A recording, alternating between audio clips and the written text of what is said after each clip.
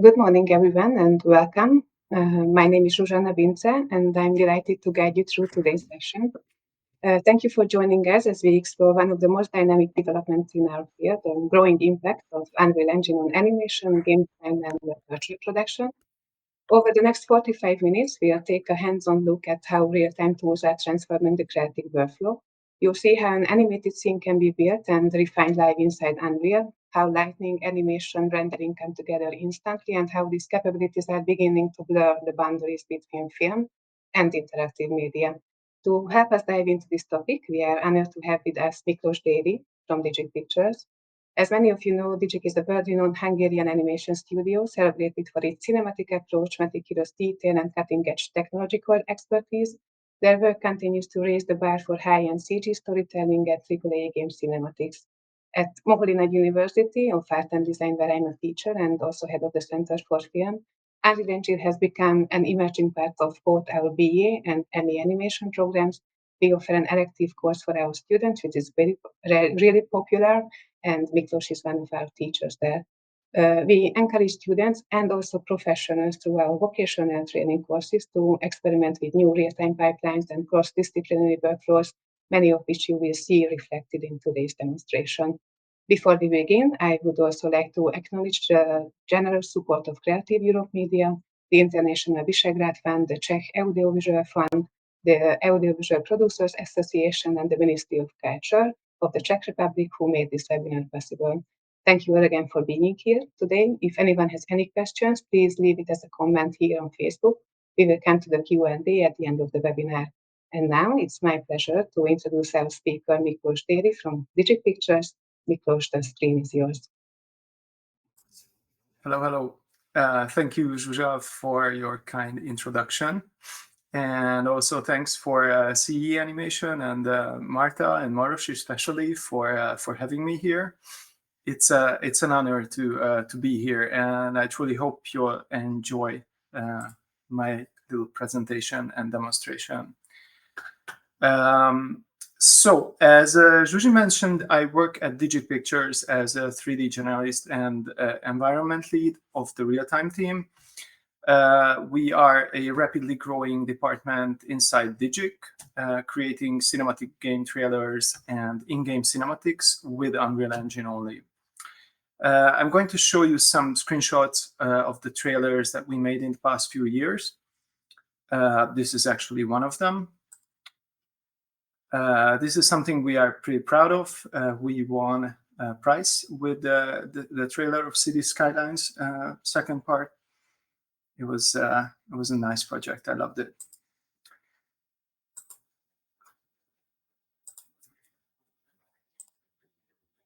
All of these movies were rendered inside Unreal real time.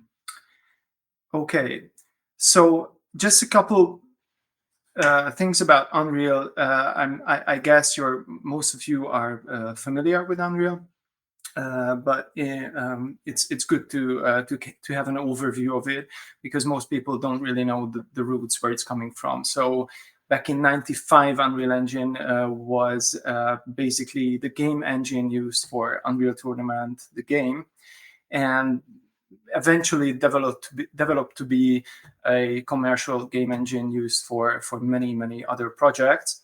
And then reaching the early the 2010s, it became a better and better tool for creating films. Mostly it was made to create sequences, animations inside games. But as years went by and the rendering technology developed better, it basically around 2014-15, many of the filmmakers found it and started experimenting with it, including a company I worked at back then. and we found that it's really, really promising.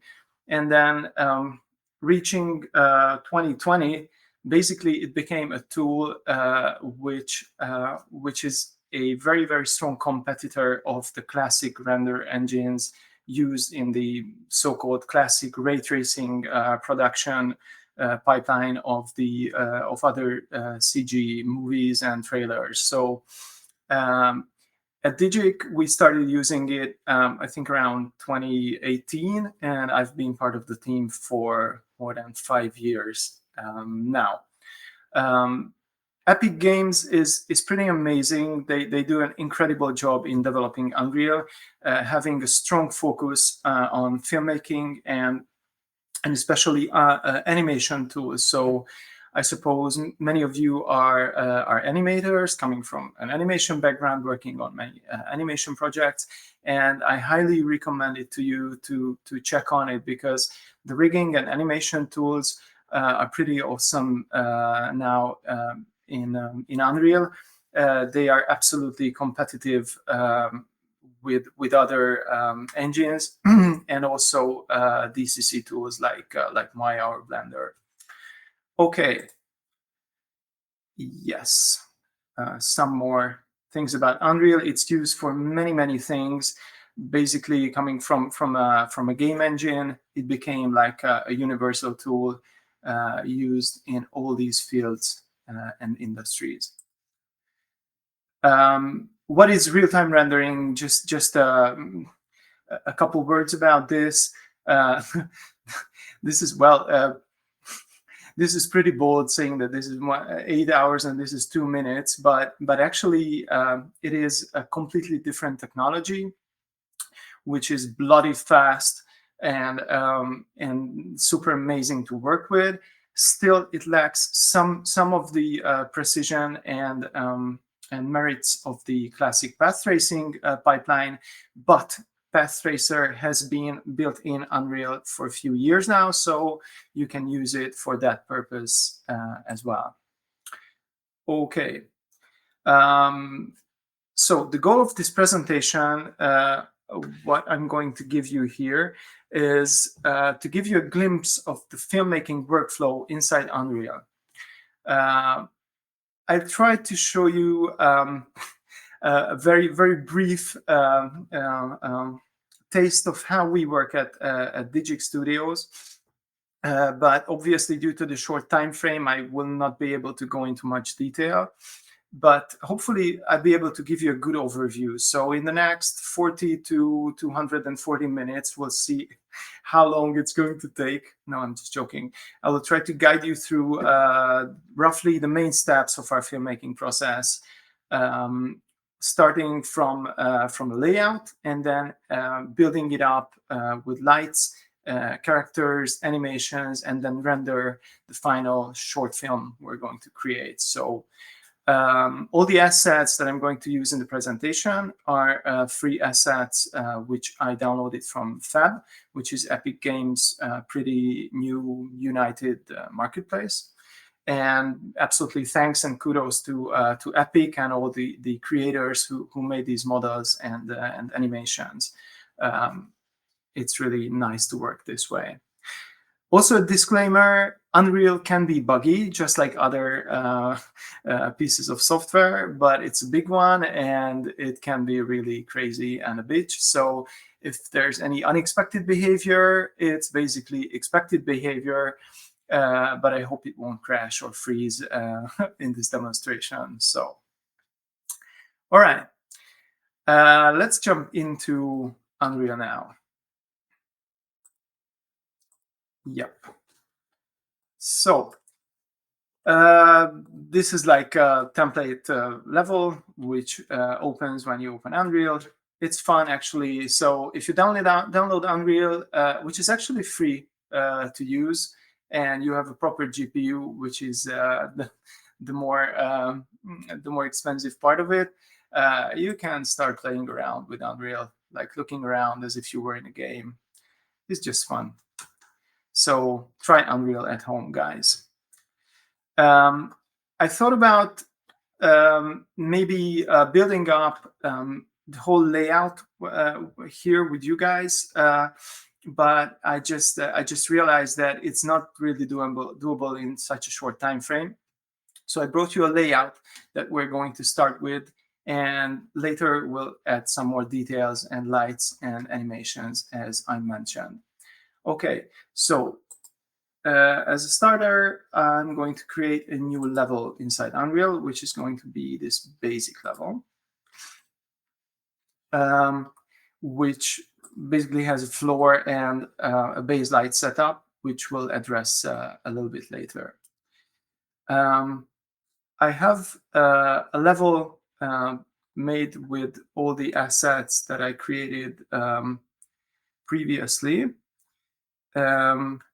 And I will just search for it. And I will drag and drop this level in here. Unreal Engine works this way, thinks in levels, and they are nested in each other. So I drag and drop this level as a sub-level inside this master level. There are many technical aspects of Unreal, as it's a game engine, and sometimes I will just do some technical things which are necessary, but I will not talk about because it's too complicated. So when you drag and drop a level, you just need to change the streaming method to always load it in order to be able to render it. So we will not need this floor anymore, so I'm just going to delete it. What do we see here? This guy is a remodeled scan, which a guy called Apheaxi created, and I thank him or her right now for this. I dragged this into the scene and actually duplicated it a couple of times. So if we are here on the street, it looks like basically we are surrounded with this industrial environment all around. There are some other buildings around, but basically I think I just made the base layout with these two assets only. Okay, so everything you see here is real time. I mean, if you work with any 3D programs like Maya or Blender or 3ds Max or Modo, which is my favorite, you might be used to like the rendering of the 3D viewport is not what you see as a final result. Now, this is different inside Unreal. If you look around your level, you just fly around, walk around, everything you see will be just like this, only in a better quality when you render out your scene as a movie. Basically, as you can see, the reflections are real time. The sky, the clouds, everything can be seen here in this puddle.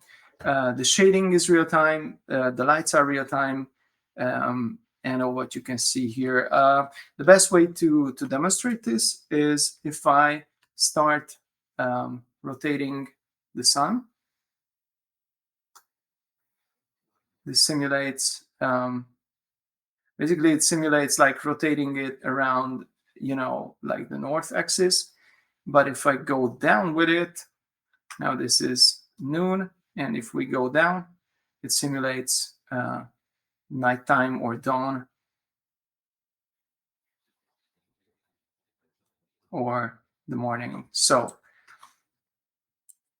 this is something where you get a taste of Unreal's the beauty of working in real time. So test it out.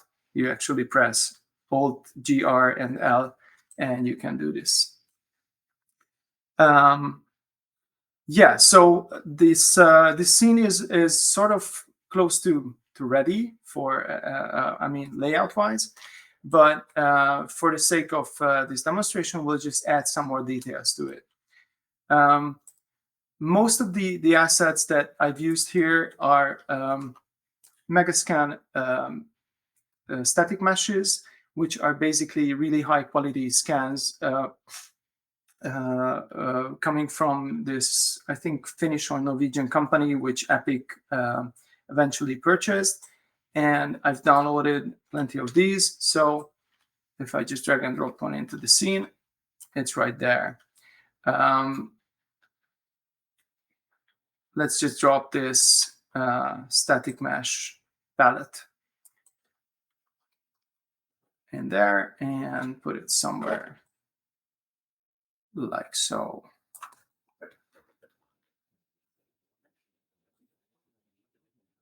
I love to see you guys, so I know you pay attention, but now I just imagine people listening to me. So I'd love you guys to be able to ask questions, but that will come at a later point.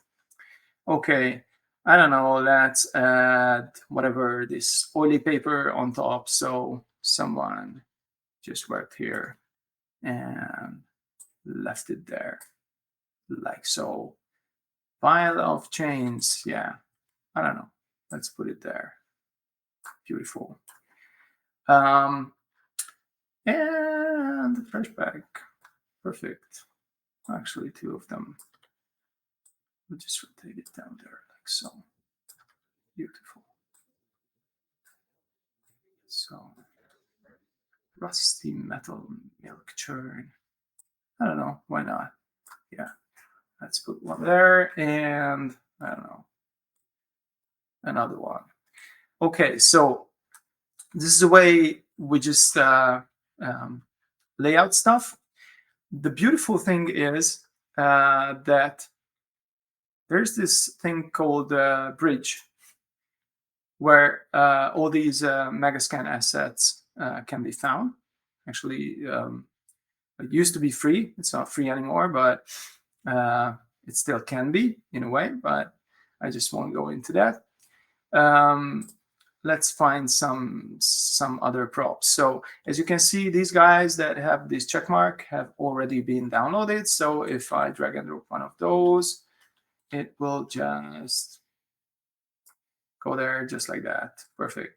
But if I drag and drop one of these in my scene,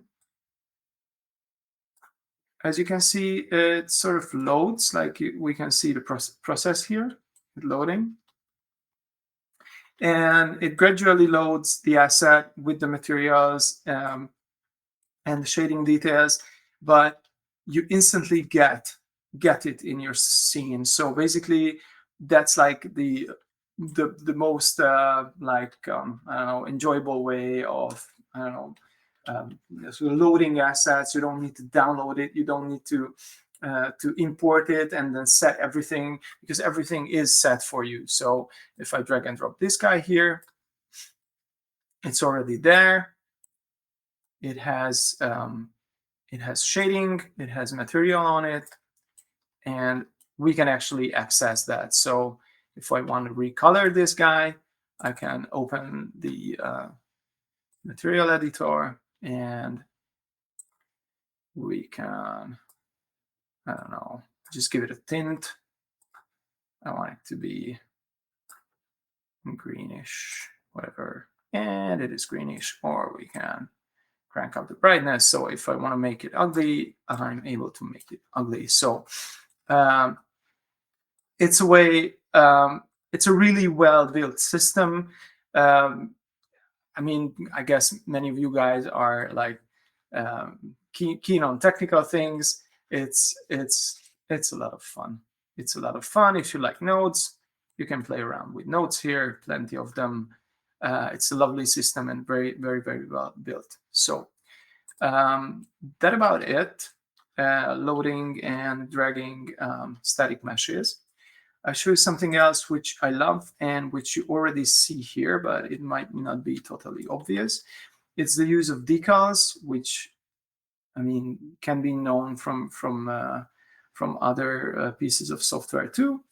But it's the same thing as with static meshes.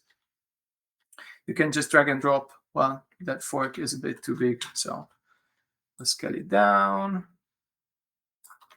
And yeah, like so.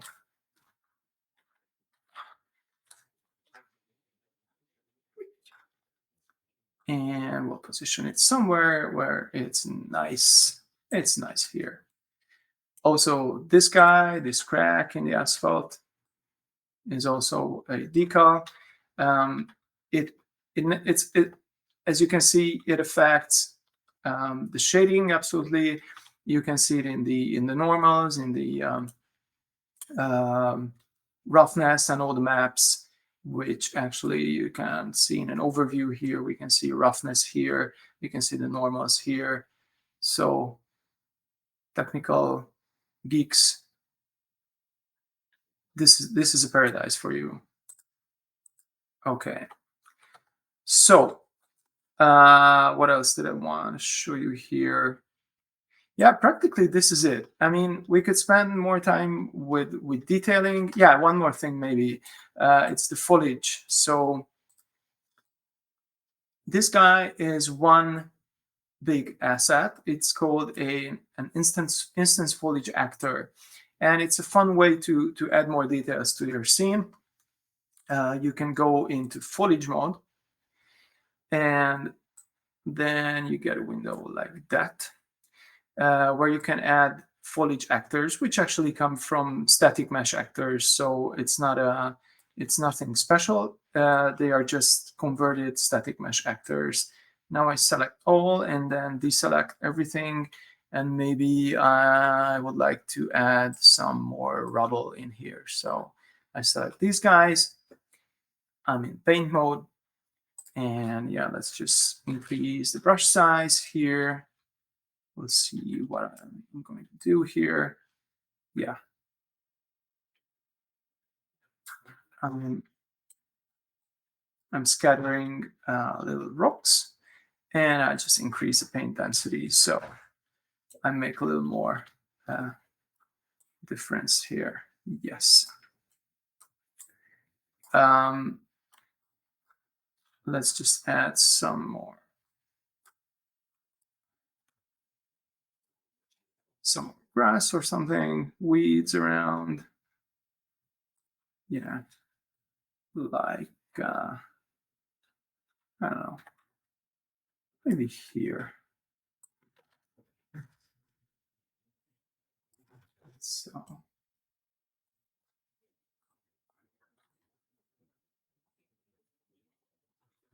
there's a lot of weed growing around here.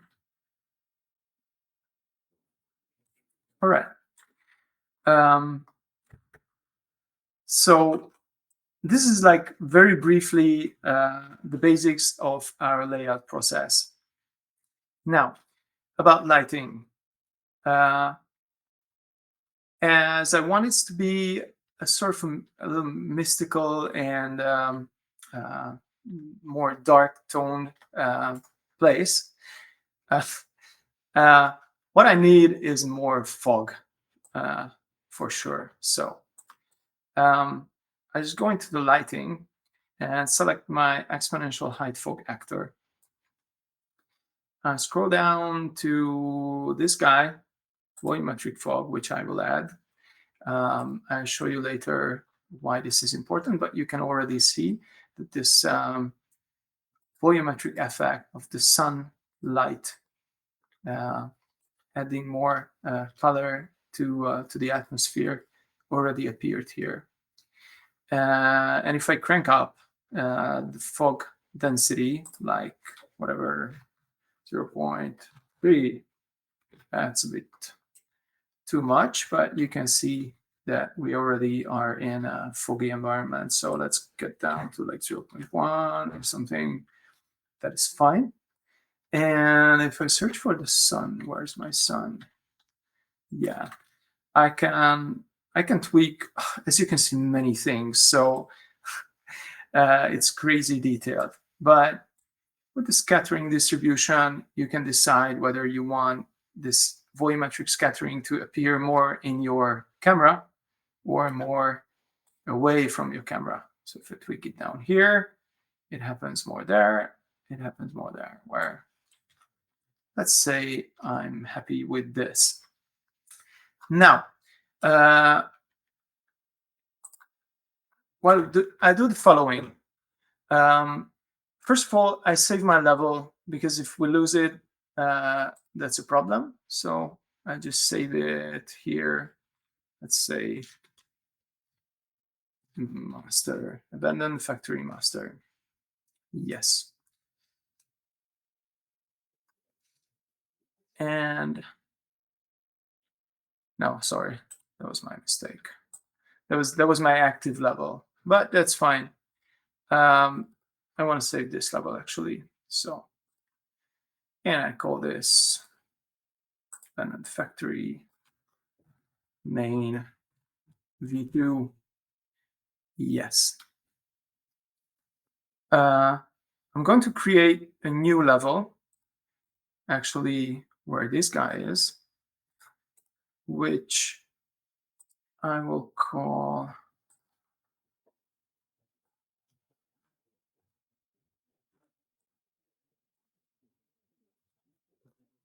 abandoned factory light. I call it day. This is an empty level, so I just drag and drop it here, just as I made with the other level, but as this is empty, I switch it on and off, nothing really happens. What's important is that, as I did before, I changed the streaming method to always load it. That's just a rule of thumbs, and I can not do it. I have this level selected, and I select all my lighting. As you can see, they are on the main level. And I just right click and say move actors to level. So now these guys are on the light day level. So what happens if I switch this off? It's just off. Everything is dark, except I have like these the emissive coming from these lights. That's the only thing I have. I switch it back again. And I will create a new level, which I'm going to call night.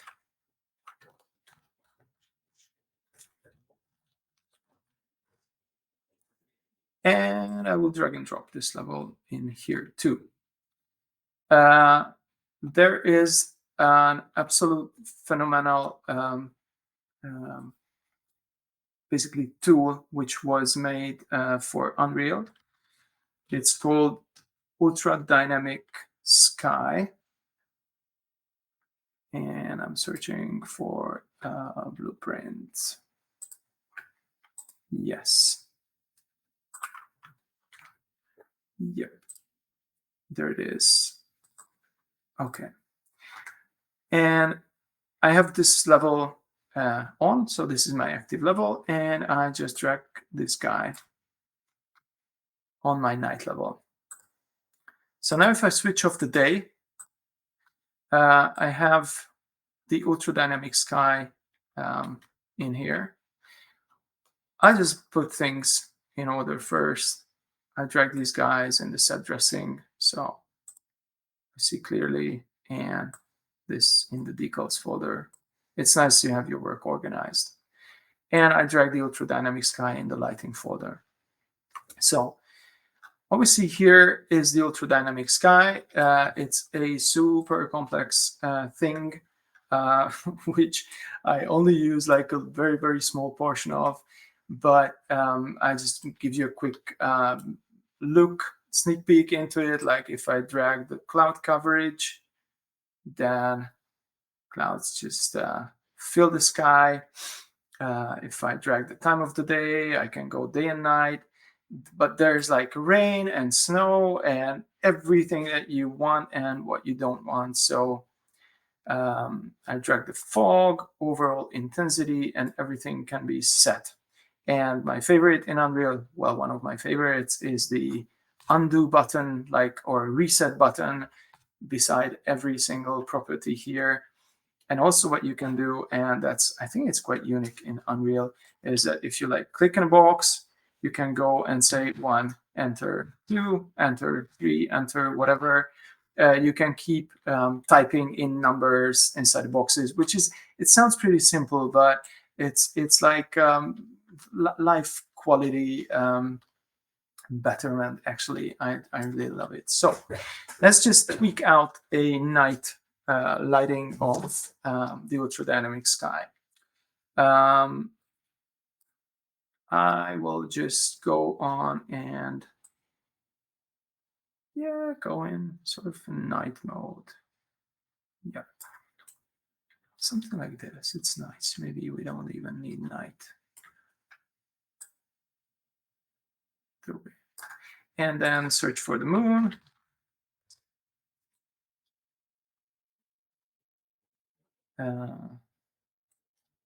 Where's the moon?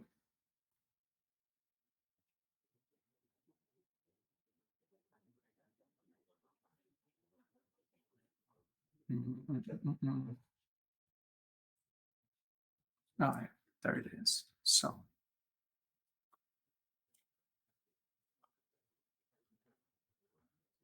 I was just trying to find where we are, because there are all these copies of my places. So what I'm going to do is I will set a bookmark here, and so if I just fly away somewhere, I can always come back here. It's pretty much fun. This is actually the unlit look of Unreal, which is very, very useful in cases like this where you have a night scene. And then what I know is that I have like a brightness of the night somewhere. Yeah, moonlight intensity. I just crank it up, and also this search function in here is pretty amazing, because there are so many details, so many properties of practically everything. It's super useful. So I knew that there's brightness somewhere, so I just searched for bright, and now I have night brightness, and I crank it up so I get something like more adequate for creating a film, because when you're rolling a film and there's like super dark night, it's not the best setup for your camera. So in many means, we work sort of the similar way when creating a movie inside Unreal, as if it was real film shooting, but many other ways it's completely different. So, but we simulate a couple of things. So let's go for that. But something happened. Why is it so? Yeah, I just reset my light intensity. Yeah, I think that's fine. I want to spend so much time with it. Yeah, and I can see that it's going to be more like 140 minutes. So I hope you guys will stay with me. Okay, so let's say we like this light setup for a night shot. Let's stick with this. I will just drag and drop this guy. It doesn't really matter where it is, but these icons are a little bit annoying. Actually, you saw me doing like this. I'm just pressing G, which switches between the game mode and the editor mode. So in editor mode, you can see all the gizmos of everything, and you can select and move them like that. But in game mode, you only see what you're going to see in the game, or in our case, in the rendered movie. So that's great. Let's just save all. It's fine for now. And we'll move on to our characters, which are, in our case, they will be the metahumans. I suppose many of you have already heard about them or tried them. It was a really big deal when they appeared, and they just got better since then. And the latest development of Epic is that they have been added into Unreal. Maybe I just show you real quick how it is done. So the MetaHuman creator has been added to Unreal Engine, which was previously accessible only online. Quite slow, but it was working nicely. But this is way better, and they added many new features, tools, and properties to tweak. So here's a character I started creating from scratch. Actually, not from scratch, but from a preset. Well, let's just look at a preset. Where's my favorite guy with the whatever? Let's go with this guy.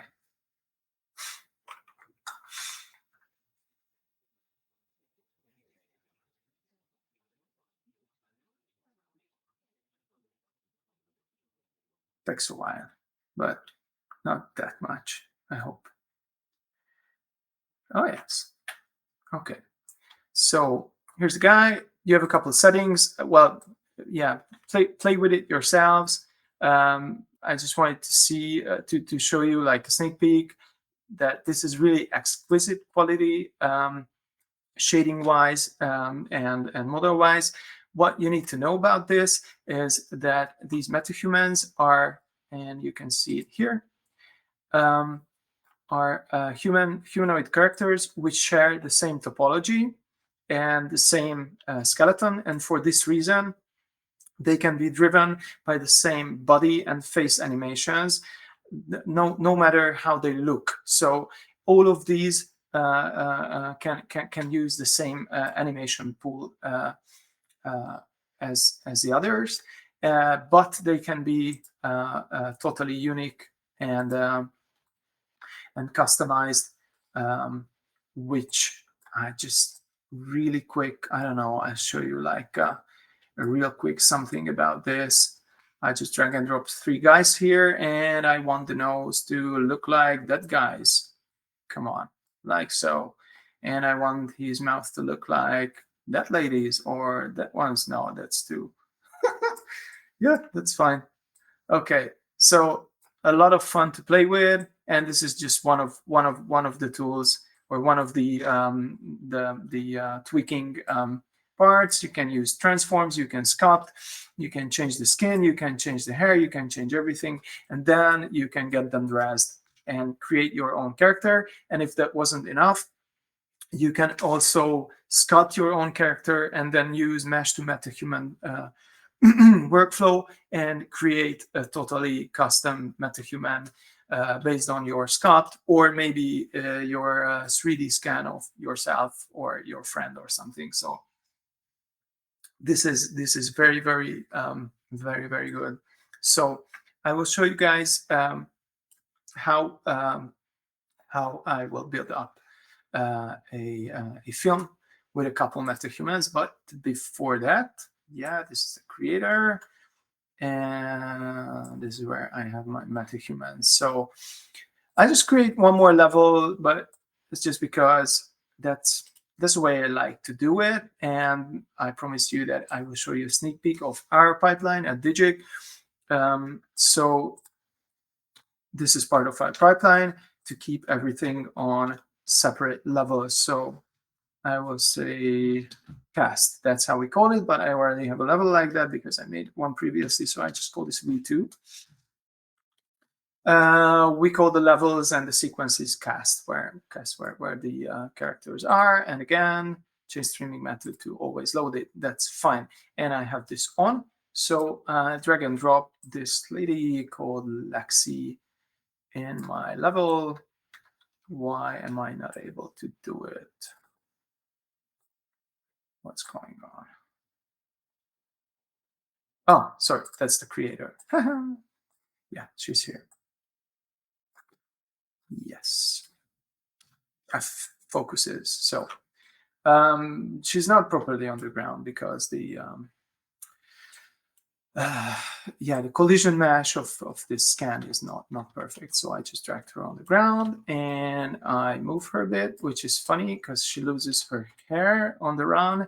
And but she regains it again. So I just put her here. Maybe I'll move her a little bit more. I want her to get some light from there. So you see, but this light is not enough. So I just jump in the lighting section real quick and then get back to it a little later. So I'll open this. Oh no, I already have it here. The place actors panel. I just put down a couple lights so you see something more beautiful. So drag and drop. Well, I should have a light level here, but I won't care right now. Yes. So I have a spotlight here. Again, if I press G, I see the icon. And the fun part is we'll go into the 2 viewport mode, and I'll have her here in this viewport. So we see her somehow. And then in this viewport, I press Ctrl Shift P, where I'm inside the spotlight now. And I just put like a backlight on her face here, which is super strong. I still have my search field here. So I drag down the intensity to like 2, and I give it like, I don't know, more colder color. And I just tweak up the source radius to something like 15. So it's a softer light. And it's all real time, which is so good, so lovely. Sorry, I want to get back to her. Yep. Yeah, so I'm looking at her face, and I move my light around, maybe like that. Yes. Okay, do I have my real time on here? No, that's the problem. Yes, now I do. So this is a game engine, and it has these stupid things. So if the real-time viewport is off, then it just updates. I mean, you see, now it's real time. I roll around her and I see the effect in real time, as I promised. It is real time. Okay, and then I come out of the spotlight and just, I don't know, I put a red light here. So roll around, I don't know, maybe a little further away. Yeah. And we'll just give this a more warm tone, tweak it down a bit, I don't know, 1.5 or something. And let's say, now we see her better. So this is not the best lighting ever, but it's going to do it for now. Okay. Yeah, I just drag the field of view back a bit so her face is not that long, and we'll go back to viewport 1. Actually, I just save all. It's something I do all the time. And next step is we'll create a sequence, which is not yet our final sequence for the movie. It's just a sequence, and I'll save it somewhere. It's just a helper thing for us to Lexi pose. That's the name. We'll just give her a pose, and we'll drag her in the sequence. And if I press G, I can see the MetaHuman control rig here on her. This is the same rig for all MetaHumans. And well, I'm not an animator, but I like it. It's pretty self-explanatory, and most animators at DIGIC tend to like it, and it's nice to work with. There's this face board. I just select her eye, and I don't know, she looks that way, and then she has a not so happy smile. It's more like a frown. Or maybe we'll drag this too, like that. And then she, I don't know, points that way.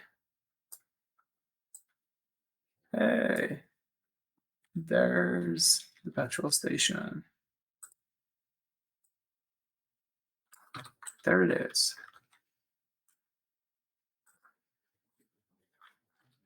Yeah. So you can quickly pose, and obviously you're able to animate all these properties, but you can use mocap data for both the face and the body, which we usually do at DIGIC, and then add some more manual animation to it. Okay, so let's just close this sequence. And as soon as I close the sequence, she should be back to normal. Yeah, that's sort of a bug. But that's fine. Now she's back to normal. So these are the good kind of bugs, because it's just a visual bug and it's not a crash. Okay. Yep. So we're going to work with two of these metahumans and create a short movie from this point. I will make 4 or 5 individual shots, then put them together in a master sequence and render them out. And then on the run, we'll add some more detail lighting and some fine details, maybe if needed, to the layout too, because that's the way we work. As filmmakers, you know that you always work for the camera. So basically, starting working in an environment like this, it's cool. But once you have a camera, you start rearranging things in order to satisfy the look and whatever the director of the film would like to see. Anyway, I'll just delete these lights for now, and it's cool to have Lexi here. I'll just create a folder called cast. Yes. Lexi pose, we don't need that. Yeah, lighting is fine. Layer start, it's something we don't need. We'll just put it in the game folder. It's fine. And then, okay, let's create our first, no, before that, I just move Lexi in there in a house so we don't see her in any of the shots where we don't need to see her. She's already on the level, but we don't need to see her in every single shot. So I have my folder here called sequences. Oh, by the way, the user interface of Unreal is, as you could see, like pretty flexible, and it's really nice to work with it. If you have like 2-3 screens, sharing it like this for a presentation is a little bit painful, because it's so many things that we need. It's hard to fit it in one screen, but I hope you see everything what I'm doing here. Okay, so in sequences, I create a new folder called yay. And then here, I'll create a new level sequence. And I will call it, I don't know, street story underscore sh010. Shot 10. All right, that's our first shot. And I'll open this level sequence. So first off, I just click this guy and it creates a camera for me with a camera cuts track. I won't go into detail, but I'm going to work with this camera. I will modify the length of the shot. I will make it 300 frames long, and we'll just stick to it for the sake of time, because I've already been speaking for like 45 minutes or something. And I'll give my camera a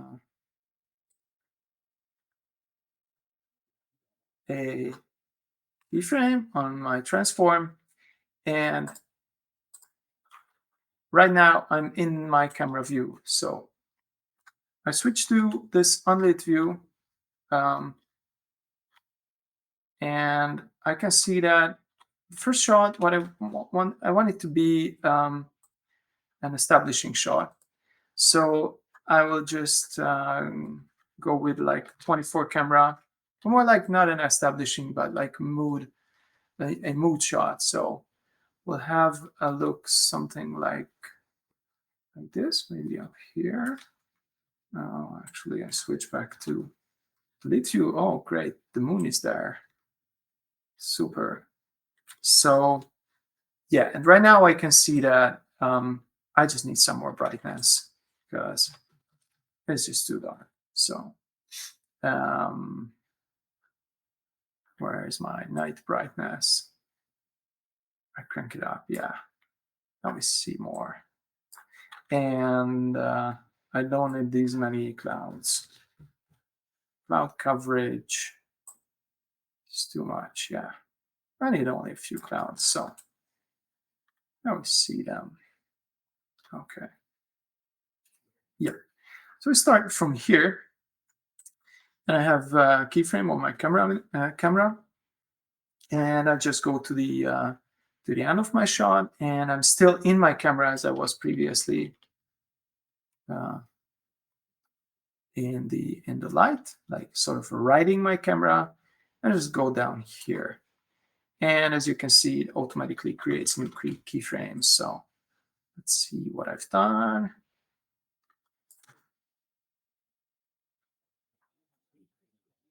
It's automatically like a smooth curve, like fade in, fade out kind of stuff, which is fine for me at this point.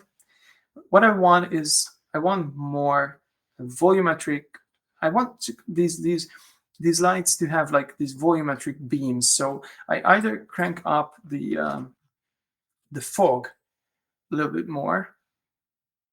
Yeah, I want more fog, definitely. But also I just select the blueprint of this guy and select the spotlight inside it and go on and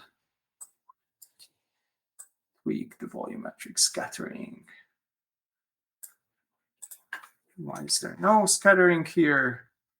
Maybe, okay, it's my bad. I need to, where's that?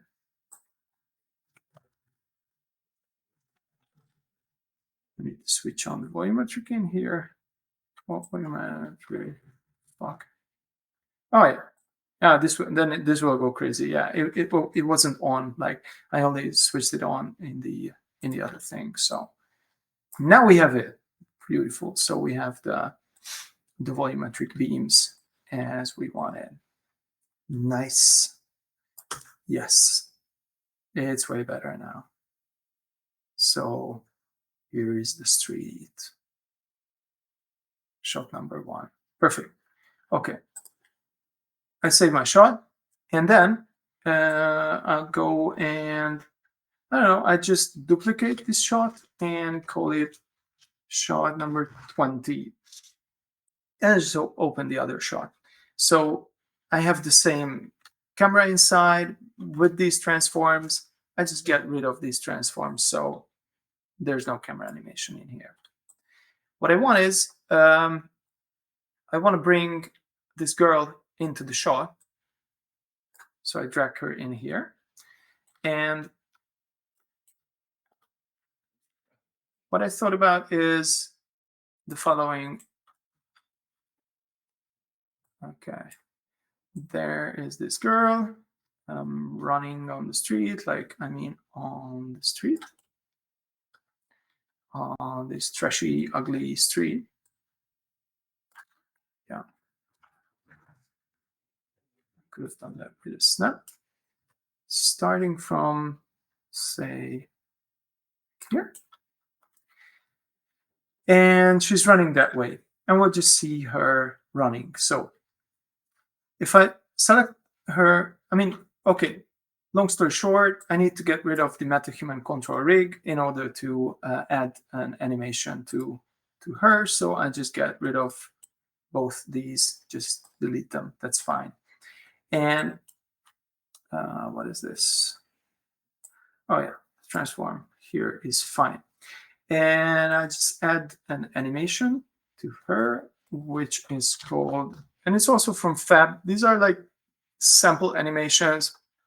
Well, not the best quality things, but just stuff that I found and will be just fine for the sake of this demonstration. Again, we'll just bring her up from the ground. And we have a jogging animation on her, which I drag all the way to the end of the shot.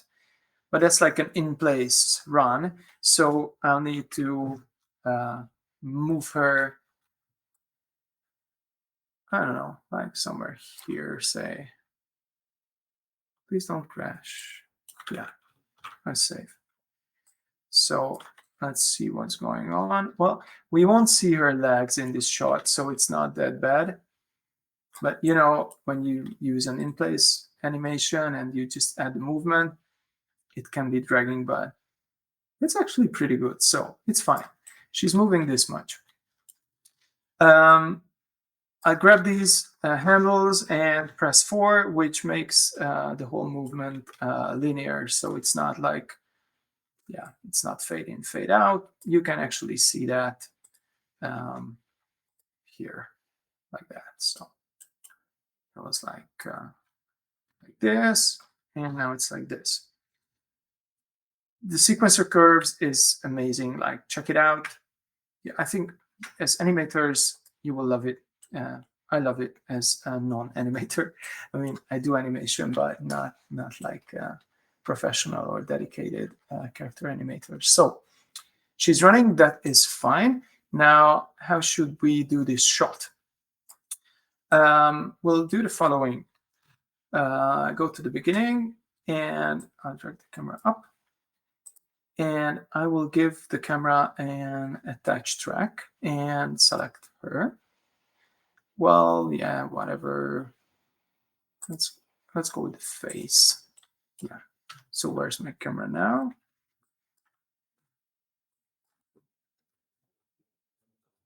Oh. And come on. Okay.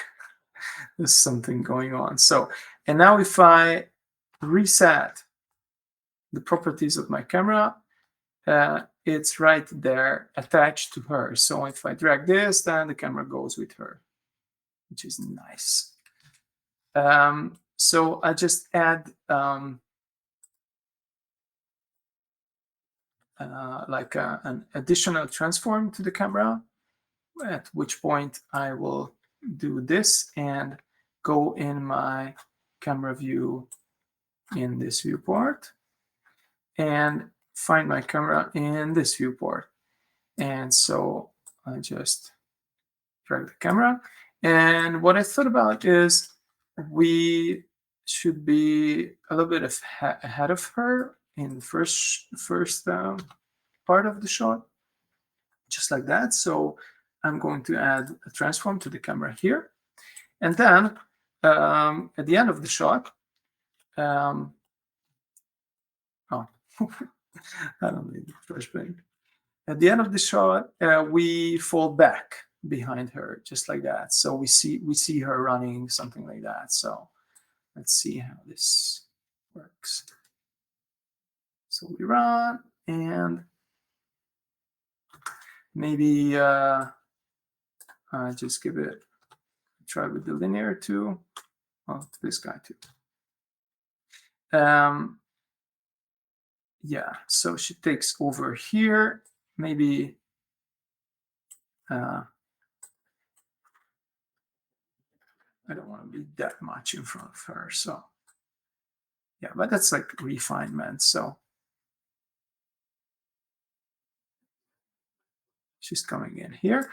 And also something, just a little tweak, which makes it more smooth. I'm going to add the camera a template sequence, which is not like default or something. We use these DIGIC. Actually, I don't exactly know where this is from, but I just added this breathing animation to the camera, and I will give it like a slight camera shake, maybe a little too much. So I just tweak it down a little bit to like 0.3, 0.3. So it's more subtle.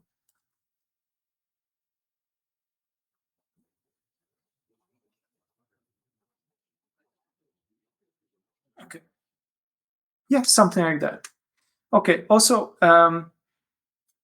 obviously there would be like plenty of versions and refinements of this shot, but I just want to give you a glimpse of how it works. Like at this point, she's super, super dark. So what I'm going to do is I just place a rec light directly inside my sequence, which is then a spawned actor, which means that it only appears in my sequence.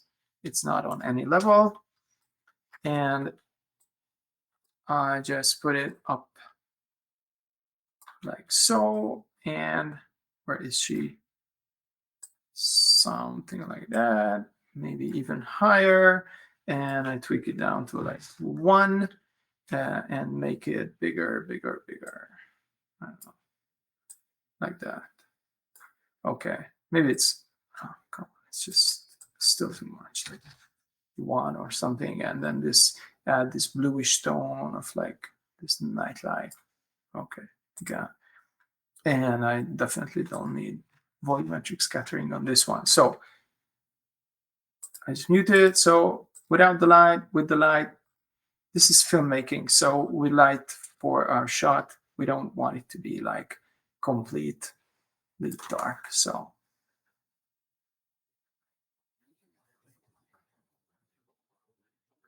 yeah, it's fine. It's not perfect, but it's fine. So I just save my shot. Okay, now let's go to the next shot. I create one by duplicating this guy, 0.30, and I open that one up. Rack light is fine, she's fine, camera is fine, but I definitely don't need my attached track. I don't want the camera to be attached to her. So I delete that guy. That's fine. And I just don't need this animation on the camera. And I don't need this animation on her. And I don't need these transforms on her.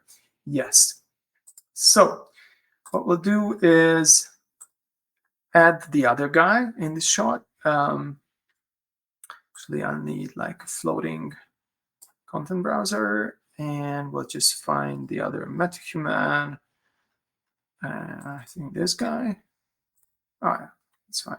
So let's just drag him in this shot. So she's on the level, he's only spawned in the shot. And let's say he's a friend of her, and he's waiting for her here. Well, actually, I could put him in the other shot too. Like he was waiting for her while she was running, but it's fine now. I can actually copy him from here to there. And in this shot, they're going to stand here and talk to each other. So I'll give this guy an animation called, what was that? Convo, I think. Yeah, this guy is the one talking. Oh yeah, I need to get rid of this in order to make it work. So yeah, he's there, he's talking. Fine. Yeah.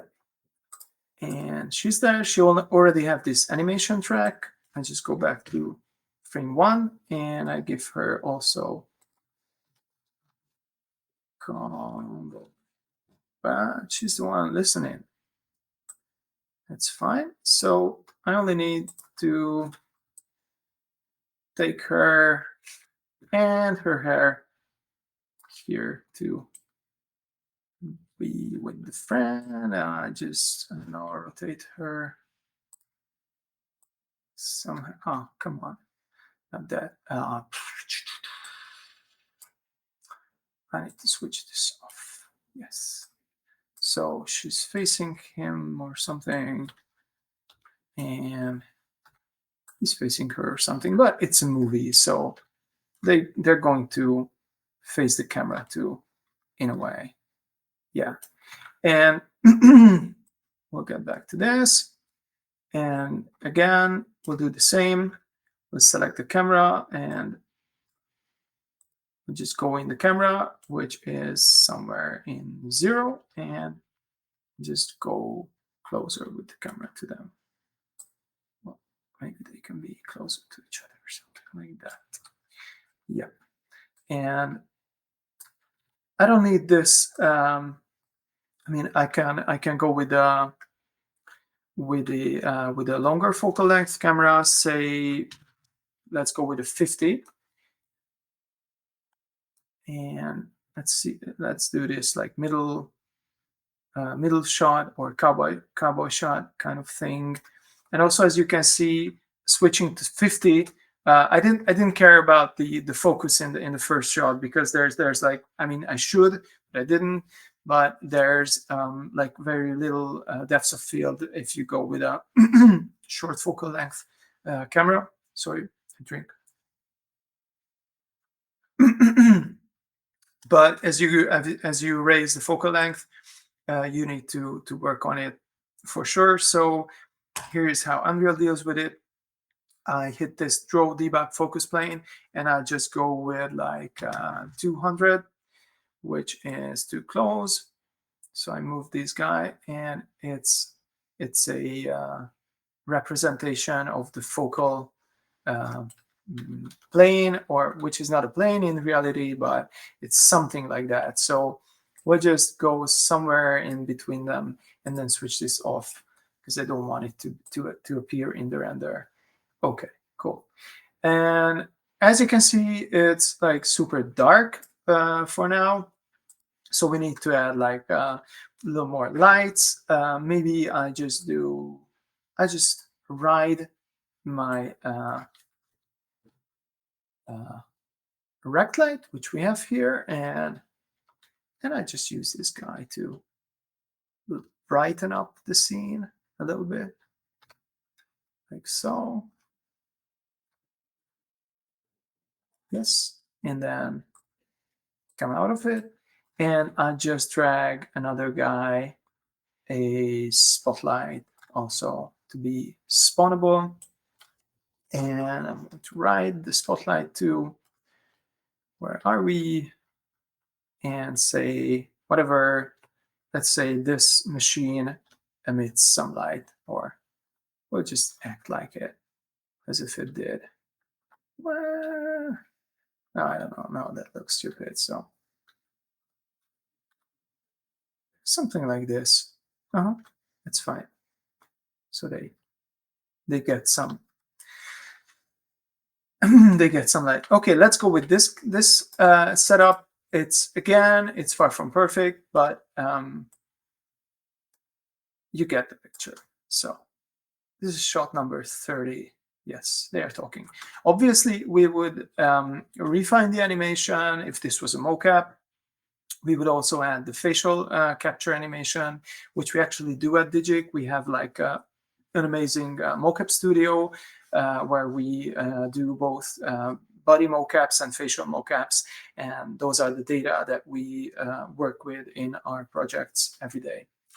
Okay, let's save this guy. And I hope you're still with me. I'm over 1 hour, but try to stay under 1.5 hours. So just duplicate this guy, create one more shot, and then let's say we are done. And I open this guy. And again, it's fine that they keep talking. I mean, we could maybe offset the animation so it's not exactly the same as in the previous shot. That's fine.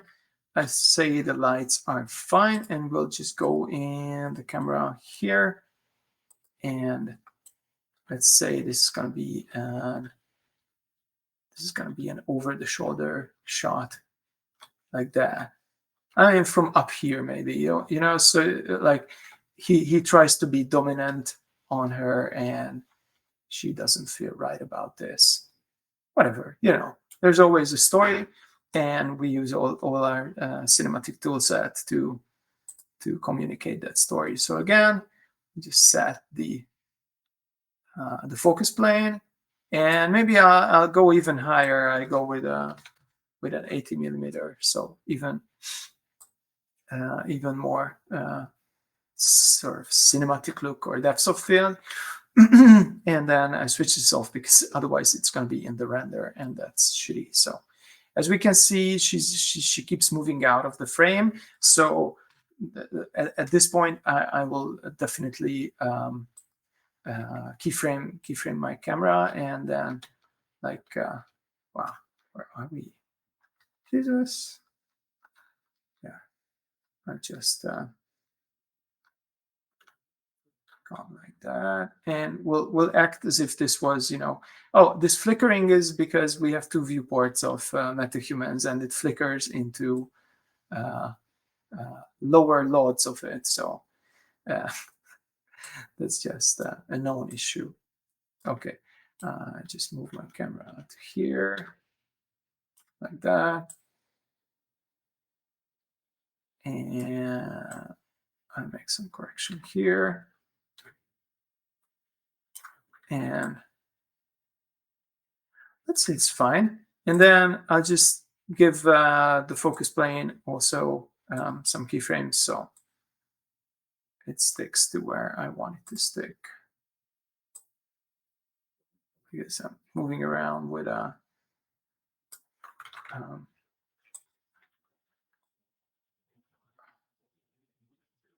okay, that's fine. Yeah, something like that. Cool. Okay. I'll just go on and keep working on the lighting and the camera movement and everything, but let's say it's fine, and let's see it without flickering, hopefully. Yeah, she's definitely not happy. Yeah, perfect. So we'll save this shot, and I'm going to create a new sequence here, which I'm going to call level sequence. I'm going to call this master, and I'll open the sequence, and I'll just add a shot track. Sorry, and I'm going to drag my shots into this. Where are the shots? They are here. Yeah. Let's get rid of this.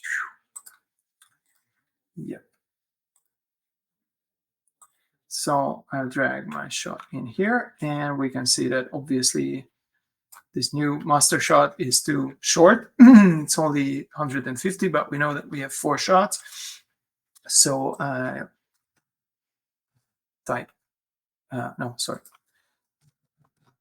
like that, and I'll just drag my shots one after the other, snapping them here. Okay. Sometimes we render shot by shot. Sometimes we work like this with a master shot. And switching to the camera, I can see that I have my movie here. Yeah. A little, some more refinement. I'll put a fade track in here and say I want to fade in from black, like so. And then maybe after the run, well, he should be there, but I want in type with that. After the run, we should cut, like, or, you know, this is something new, so maybe we'll just emphasize this with a fade, like so. Yeah. And this is the one. Oh yeah. And then maybe we want to fade to black at the end too, and say 0 here. Okay. We could add sound, music, other effects as well. I didn't even talk about any effects. I didn't put like, you can put like fire, smoke, all particle systems, weather, rain, everything. We could add those in here too, but we didn't really have time to look at those. But you get the picture. You can do anything what you want in real time. So I'm saving this master sequence, and then I click this guy, and well, I don't need this, but I do need this. And well, I already have my my settings here. This is again very technical details, but you can crank up. Oh, perfect! Now my Windows Explorer has not crashed, but not responding. Well, anyway, no, now it's responsive. Okay, just a sec. Okay, so I have these movie renders here, and then I just hit render, and it will render the frames. Well, I try to show you like this. So Unreal starts to render, and then frames start dropping in here.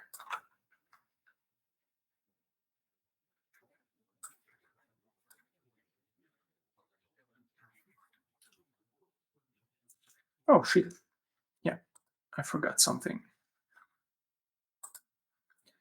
As you saw, it started rendering with the daylight light setup, because I only close the eye of this level. So I will just delete this guy, and now I go back and render again. And now we are going to have the nightlight version.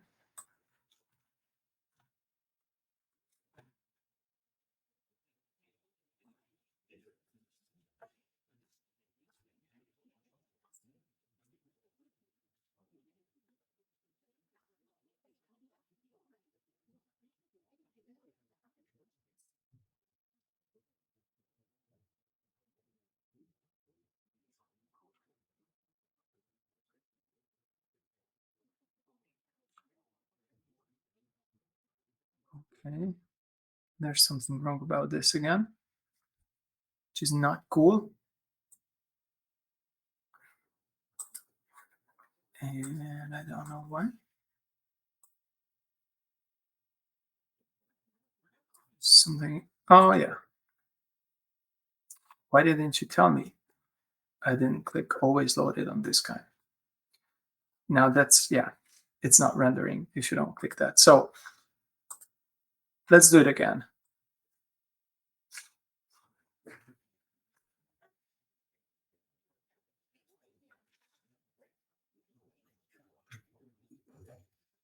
A little patience, please.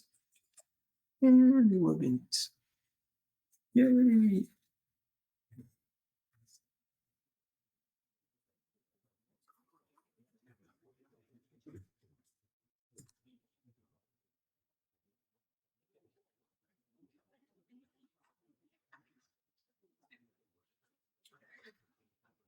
So you can actually render faster than this.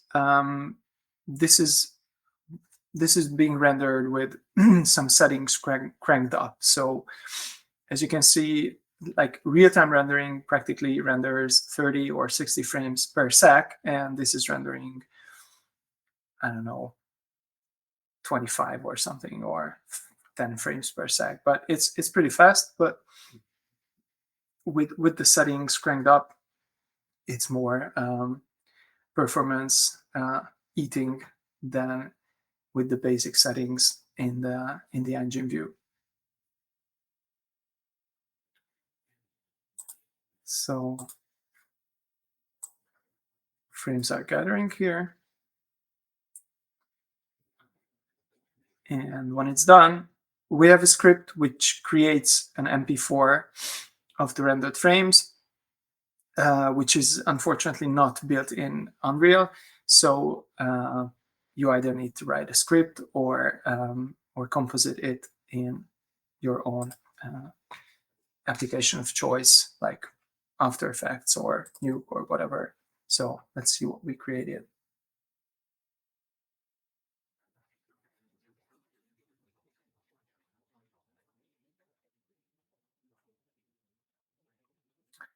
Yeah, this breathing camera animation, it's a bit blocky. It's not my favorite, but it's fine. It should have been tweaked a little more.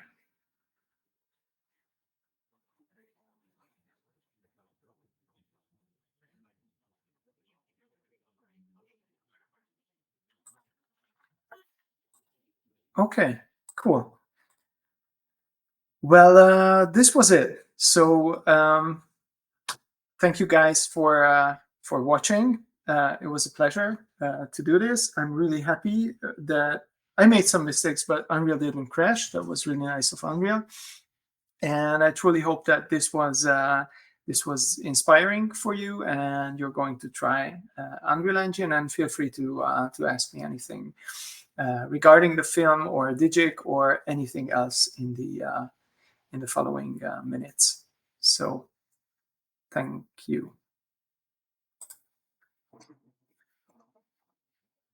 I also want to say thank you for you, Miklós, for sharing these informations and thoughts with us. And 1.5 hour, I think it's pretty amazing what you've done. So we should see the chat if there is any question from the audience. And there is one actually, and I would like to ask that yes, it's recorded. So whenever you like, you can watch it all over and over again. And also you can reach out also Miklós and I as well, if you have further questions. Yep. So let's see the chat. Okay. Right now I cannot see it. I see it. Yeah. Okay. But Yeah, the question is what courses or materials could be useful to receive better knowledge of Unreal Engine from point zero? If you can give some advice to Artur. From point zero, there's this guy called Unreal, not Unreal Guru, Unreal Sensei. I think that's his name. He has like a 5 hours long session on YouTube. That's a good one as a starter. But also you can find, on digital tutors and other places. So, or you can just go on and dig it out for yourself. Or if or you can come to our course at Moment. If you're in Hungary, I teach Unreal there. Yeah, and if you speak Hungarian. Well, there I teach. Right now. Yeah, right now. But yes, I think it would be a good idea to organize an international course. So absolutely, in the future we'll have. But Unreal Sensei's beginner course is a fine starter. Don't be scared that probably it's quite old, but all the basics are fine. And also, I totally recommend William Fosher. I'm not sure how to pronounce his name. Faucher. William Fosher. I don't know. His videos are pretty awesome. As well, but there are plenty of others.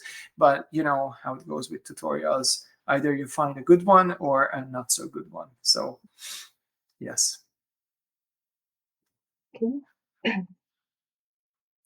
Okay. So we're waiting for other questions as well. Because I see that Maros is typing.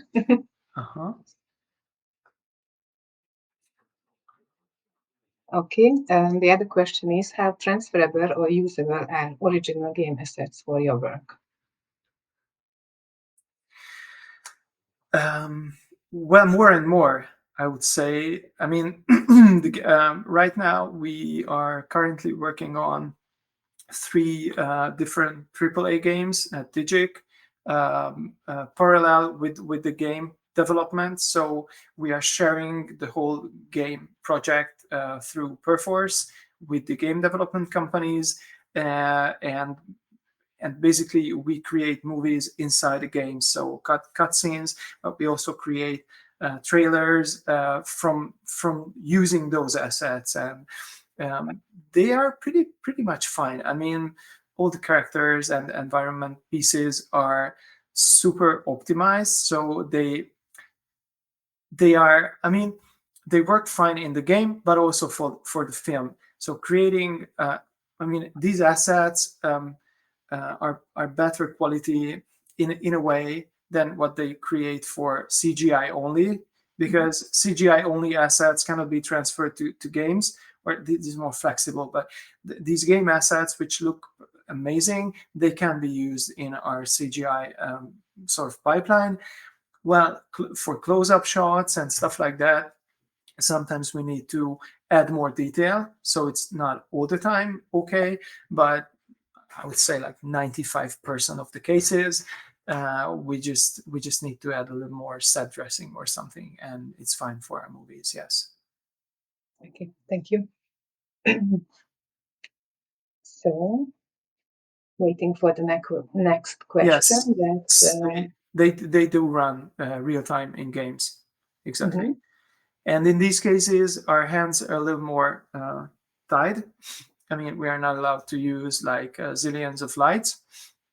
But basically, what we do is we record based on the storyboards, the storymatics, the scripts of the director or the game writer. We record these mocaps in the mocap studio. Then, using the mocap data, we apply them to the game characters. Then we use cameras. We first, of course, we create a previews, and then from the previews, we end up with the final cutscene movies, where maybe we are allowed to put in like 1 or 2 more lights, but practically our limits are well defined in working with the characters and the camera, and that's it.